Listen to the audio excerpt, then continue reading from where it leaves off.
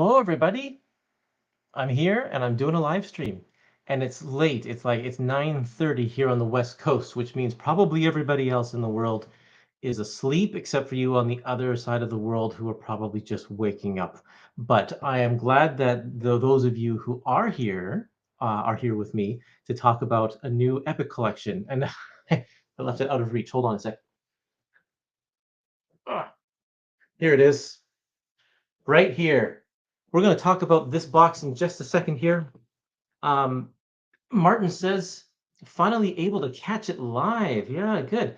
Probably because I'm doing it so late, right? Are you probably in a place um, where it's really early in the morning, like Part Works comic reader early here. You're out to work in 15 minutes. Well, and then some of you are not asleep yet. You're staying up late because I guess it is just after midnight on the East Coast, right? So fair deal of North America is probably still awake.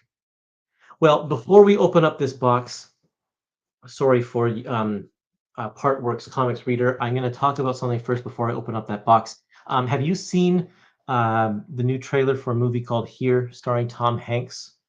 I know that there are comic book adaptations happening all the time. It seems like everything is being made into a movie now. Every comic book is being made into a movie. This one has me particularly excited because it's a very, very unique graphic novel.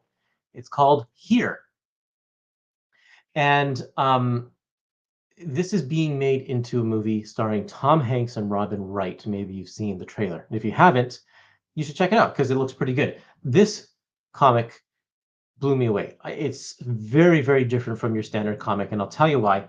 It's because every page just focuses on one corner of a room.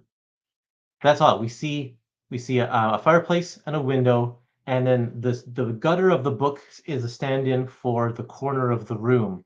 And every single page shows the room at a different point in history. And so the date is up here at the top. So this is 2014, which is when this book was published. Turn the page, and now we're in 1957. We've got a wallpaper on here and stuff and different furniture. Turn the page again, and we're in 1942. And it may seem like, well, why am I just looking through these different pages? But as you go through, now we're introduced to a couple of different characters.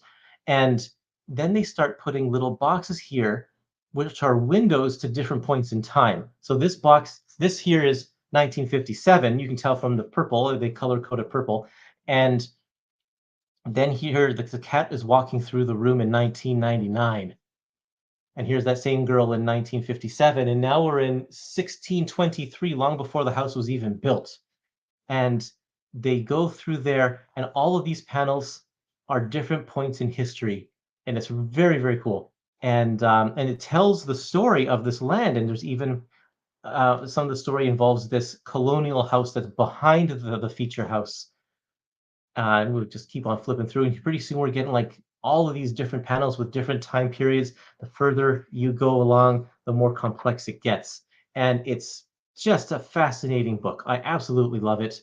And they're turning this into a movie. And based on the trailer, it looks like they're kind of doing the same thing. A lot of these shots from the trailer are taken directly out of this book. And even some parts of some parts of the movie have different windows on the filling up the screen, so it looks like they're going to do this window aspect thing as well, which is just really, really cool. I love it. This is by Richard McGuire, and it was originally a 16-page short story in Art Spiegelman's Raw magazine. It was in black and white. Let's see if I can find it here for you. Where'd it go? It's originally in black and white, and it follows the same pattern here with the different time periods. You can see the dates up in the corner and the different windows as they go through a time. And then so this was in 1987, and then he expanded it and released it again as a 200 plus page book in 2014.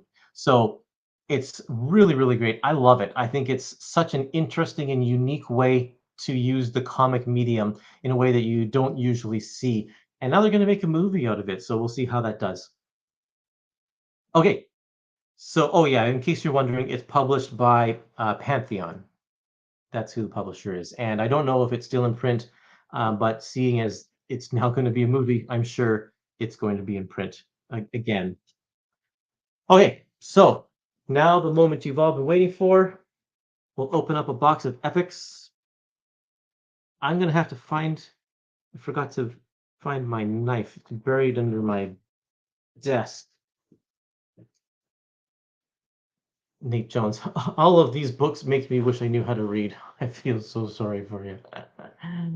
Love the stream, love the channel. Thanks, Michael.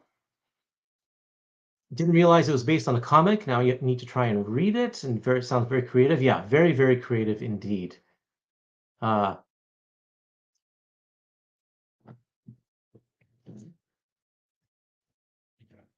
okay. Thankfully, there are pictures. That's yeah. That's very true. Who needs to be able to read with comics, right?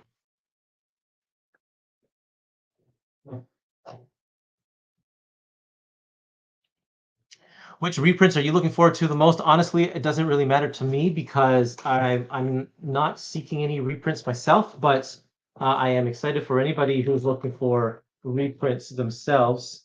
Um, oh, this is interesting.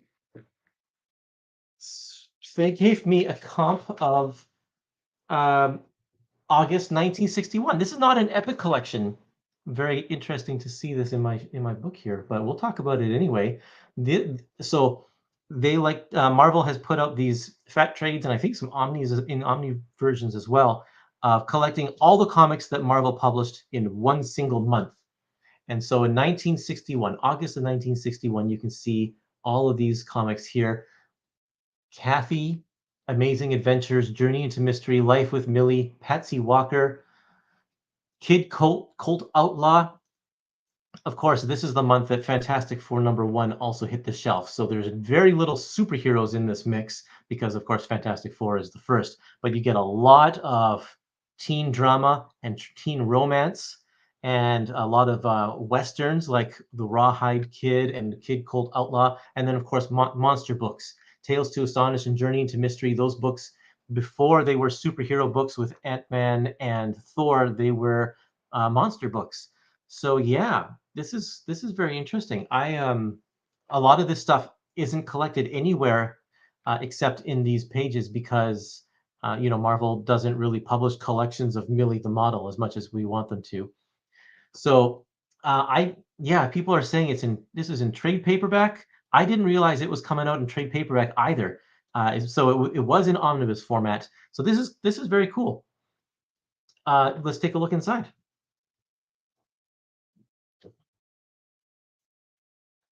Oh, if you haven't read this one, The History of Marvel Universe, it's very good too.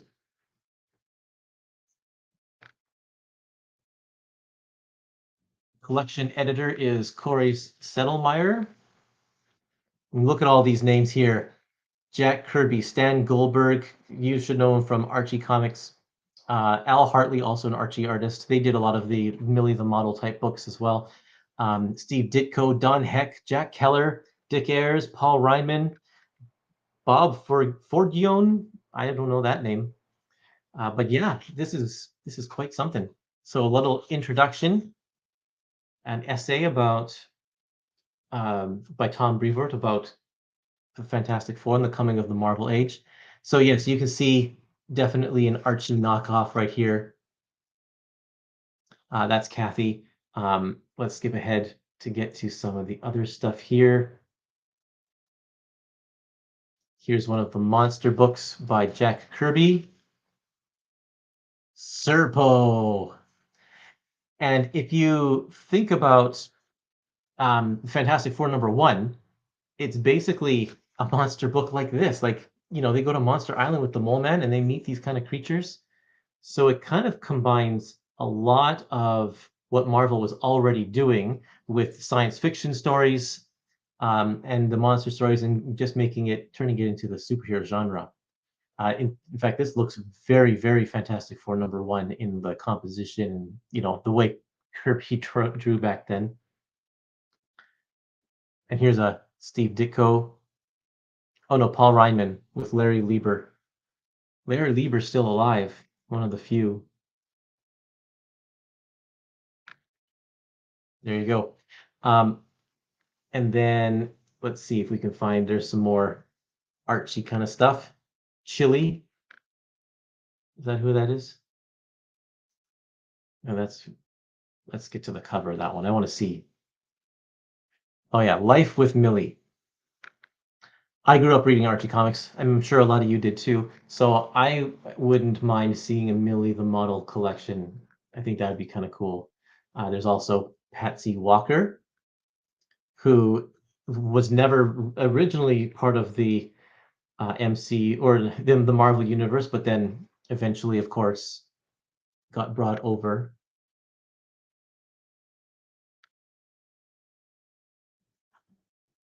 Let's see, where are the westerns? Oh yeah, here we go. Here are the westerns.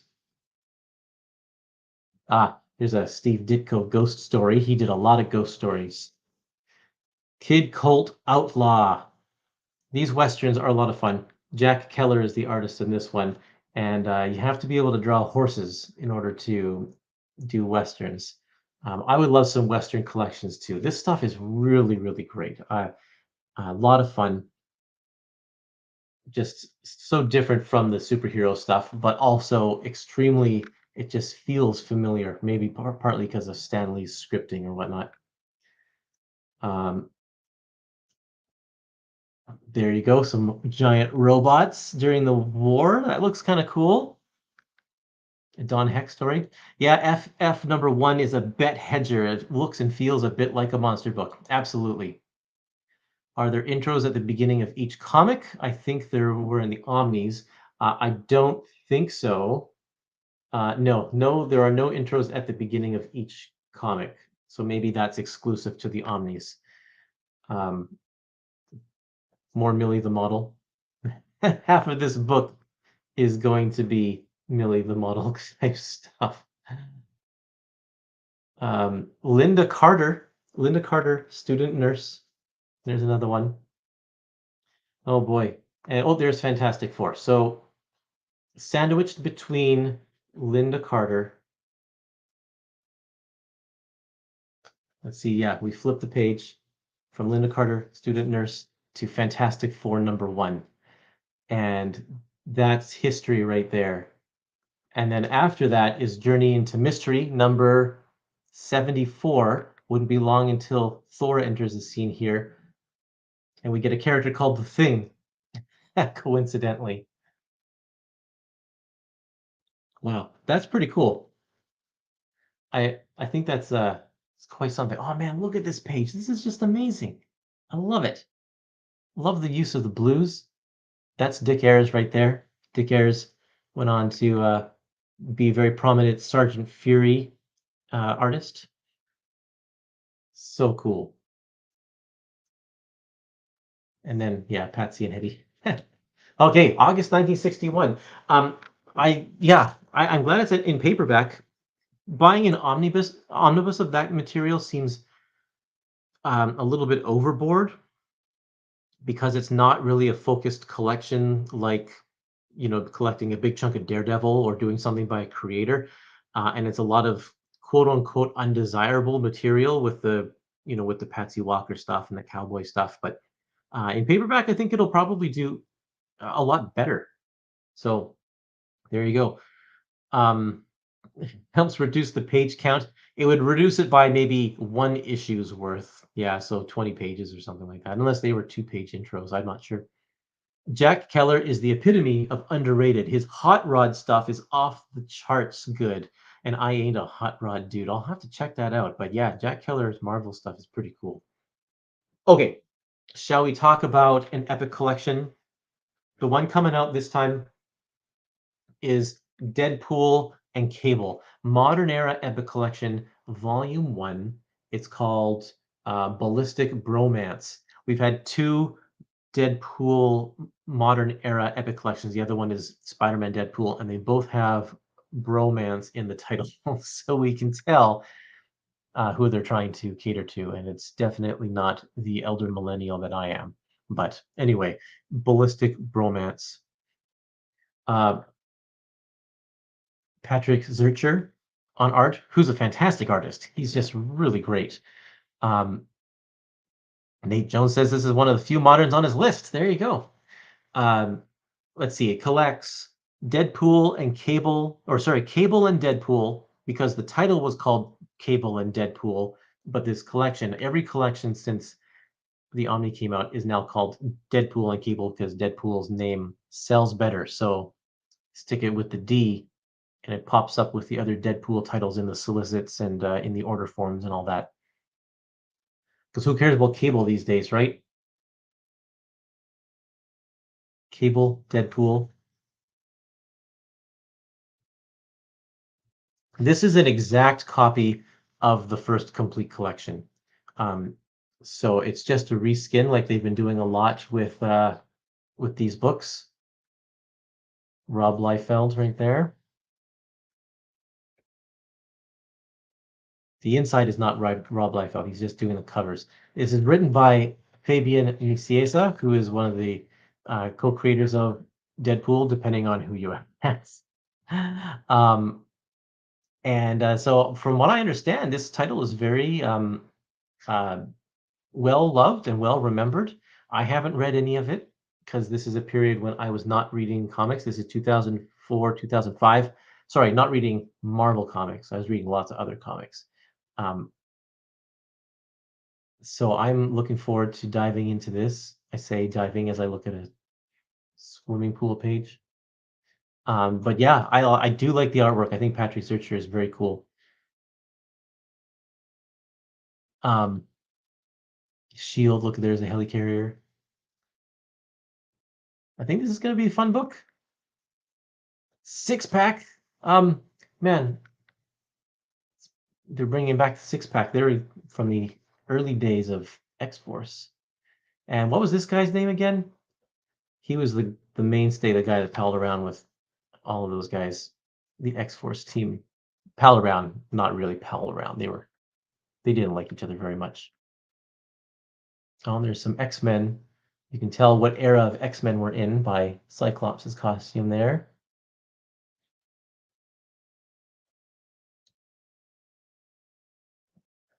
Some fun stuff. Okay, let's see. Um, oh, there's Deadpool. I haven't seen much of him just flipping through the pages. Seems more focused on Cable. I mean, he was the top build guy. Oh yeah, GW Bridge. That's right, GW Bridge. Thanks. That is the name of the guy. Yeah, this is great. Looks like a lot of fun. Oh, do they travel to the Age of Apocalypse there? Maybe, maybe not. I see Siren. I see Danger, the Danger Room, the Danger Room AI come to life. Little baby Cable. Have to go back in time to save himself, perhaps. Let's see. Extras. As far as extras go, we have some letter pages. One letter page. It must have some sort of significance because they don't usually put letter pages in the Epic collections. And then we have the House of M issue at the back here. Oh, there's another letter page. I wonder if this is, I think this is Dear Deadpool. Yeah, so Deadpool answers all of the readers' letters in his voice. So that's probably why the letter pages are there. Are they in every issue though? Let's have a look. Man, I think they are. I think they're in every issue. I think we get letter pages. Yeah, look at that. That's amazing. Okay, this is the first epic that has letter pages after every issue. Pretty cool. I like that.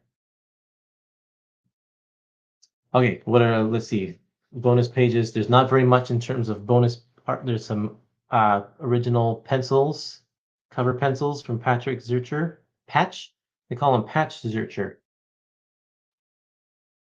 And then there you go. And then the next modern era coming out is Venom in a couple of weeks after this. So, what's the date on this one? Cable Deadpool.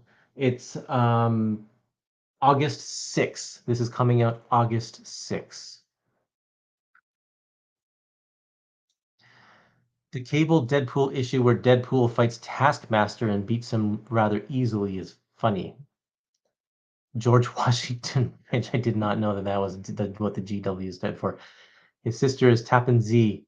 Whoa, some NYC bridge humor for everyone, I suppose. Yeah, that's funny. Okay, there you go. August 1961. It's coming out in August. I would assume the same week as Cable Deadpool or Deadpool Cable, which is August 6th. Probably because it is it's not a significant anniversary, I don't think. Oh, 85 years. Marvel's 85th anniversary. That's why they're bringing it back in trade paperback. So there you go. Have I ever told you my pet peeve of Reed Richards with a long neck? No. You should. I did a TikTok about it, so you can get the full video if you could find me on TikTok. But I'm not a fan of this because Jack Kirby never stretched Reed Richards' neck. He always stretched him at his waist, and his shoulders moved with his head. His neck never stretched because Reed Richards was a serious character with a kind of a silly power. So Jack Kirby made it as serious as possible. If you stretch the neck, he looks silly. It becomes a comedy character like Plastic Man. So not everybody follows that rule, but Jack Kirby, through his 102 issues, didn't stretch the neck. And a lot of other artists after that followed suit and kept that going, but these days I think they don't really have that rule in place. Anyway, there we go. That's my live stream for today.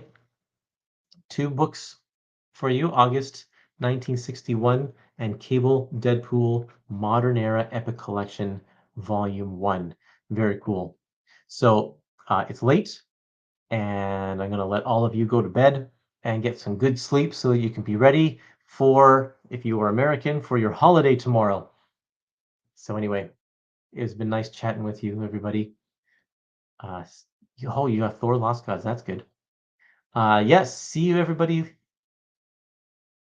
Have a great evening. You too, Nate. Thanks for watching. I got to get my theme song back. See you later.